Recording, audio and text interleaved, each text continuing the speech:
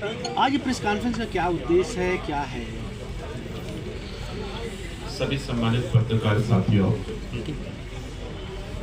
जीने के लिए किसी को कोई न कोई परंपरा रीति स्वयं में भी बनाना पड़ता है।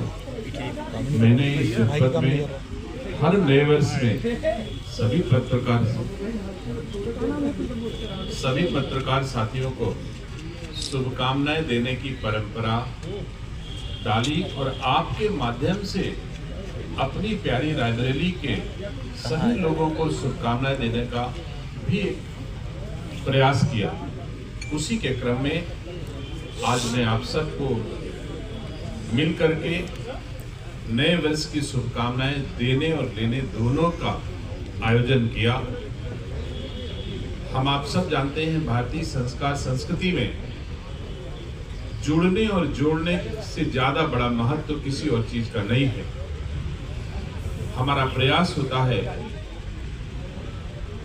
और भगवान से प्रार्थना भी है कि हमारी रायबरेली को हर व्यक्ति को, चाहे वो जिस नीतियों का दल का अनुयायी हो, सबको शुभकामनाएं। ईश्वर सबको शक्ति दे कि एक अच्छी रायबरेली, विकसित रायबरेली, खुशहाल रायबरेली के निर्माण में अपनी अपनी भूमिका का निर्वहन कर सके। मैं 1 तारीख को हमेशा करता आया हूं, लेकिन इस बार मैं सौभाग्यशाली हूं कि 1 जनवरी को दुनिया के सर्वाधिक लोकप्रिय जननेता भारत के यशस्वी आदरणीय प्रधानमंत्री जी ने मुझे आशीर्वाद देने का समय निकाला। हम लोगों को सौभाग्य मिला कि अपने परिवार की 3 पीढ़ियों को एक साथ देश के यशस्वी प्रधानमंत्री जी का आशीर्वाद मिला। हम गौरवान्वित हैं।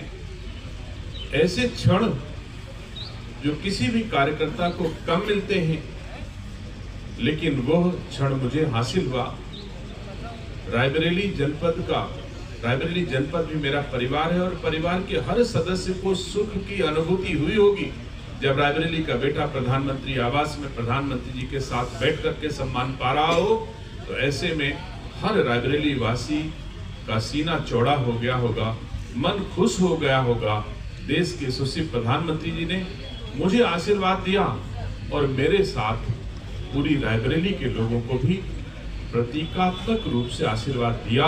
इसके लिए मैं अपनी ओर से, अपनी रायबरेली की जन की ओर से उनका आभार प्रकट करता हूँ, कृतज्ञता ज्ञापित करता हूँ और निसंदेह ईश्वर से प्रार्थना करता हूँ कि भगवान देश के यशस्वी प्रधानमंत्री जी को और शक्ति दे और भारत माता को, भारत भूमि को, भारत देश को और ऊंचाइयां ले जाने में कामयाब हो सके।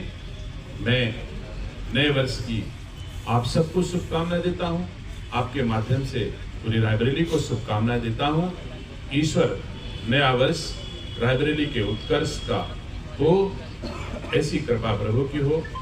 हर वर्ग के लोग जिस क्षेत्र में सेवा कर रहे हैं उन्हें उस क्षेत्र में और अधिक शक्ति प्रभु दे, जिससे वो अपने दायित्वों का निर्वहन पूरी क्षमता के साथ कर सके। ठंड का सीजन चल रहा है और दूसरी तरफ देखा जाए बिहार में भी राजनीतिक सरगर्मियाँ तेज हो गई है। वो चाहे बात कर लीजिए लालू के एक बयान ने जो है सरगर्मियाँ तेज कर दी, उसको किस नजर से देख रहे हैं आप? देखिए, राजनीतिक क्षेत्र में इतना बड़ा विशाल देश है, किसी न किसी राज्य में कुछ न कुछ होता रहता है, होता रहेगा।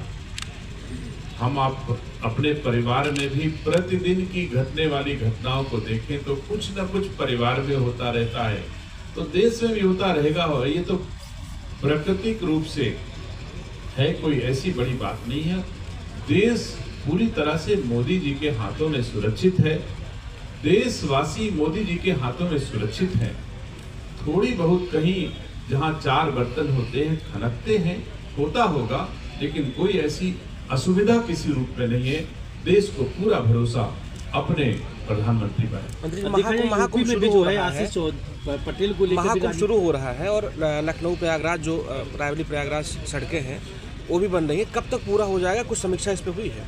आपको महसूस होता होगा उत्तर प्रदेश के यशस्वी मुख्यमंत्री जी इस मार्ग के लिए कितना संवेदनशील है कि कभी कमिश्नर निरीक्षण करते हैं तो कभी राज्य का मुख्य सचिव इस सड़क को निरीक्षण करने आता है कि जितनी जल्दी हो सके बन जाए। तो मैं समझ रहा हूं कि मुख्यमंत्री जी के निर्देशों का अनुपालन इस राज्य के अधिकारी करेंगे और यथाशीघ्र कुंभ से पहले इस मार्ग का निर्माण आवागमन के रूप में मोटरेबल या सुविधाजनक बन जाएगा। अगर थोड़ा बहुत कमी भी होगी तो उसके बाद कितने लोगों के पहुंचने की उम्मीद है इस बार, क्या आंकड़ा? मैं मानता हूं कि उत्तर प्रदेश की सरकार के द्वारा इस कार्यक्रम में 40 से 45 करोड़ लोगों के पहुंचने की उम्मीद है और मुझे गर्व है कि मैं उस सरकार का हिस्सा हूं जो दुनिया का सबसे बड़ा आयोजन संपन्न करने जा रही है। इतनी सारी सुख सुविधा सुरक्षा के साथ में करनी जा रही है। ईश्वर हमारे मुख्यमंत्री को, हमारी सरकार को इतनी शक्ति दें कि यह आयोजन सफलतापूर्वक हमारी सरकार मना करके श्रद्धालु आए और अपने घरों तक पहुंच जाएं।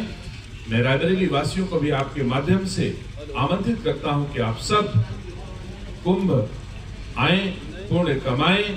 सरकार आपकी सेवा, सम्मान, सहयोग, सुरक्षा सुनिश्चित करेगी। बीजेपी के सहयोगी दल अपना दल के एक नेता हैं जिनका आरोप लगा है कि एसटीएफ और जो सचिव हैं उन पर, उसको लेकर क्या बातें चल रही हैं? देखिए, ये शिकायत परिवार में जायज है, हो सकता है अगर किसी को शिकायत हो तो वो शिकायत दूर भी होती है। हमारा ये परिवार है।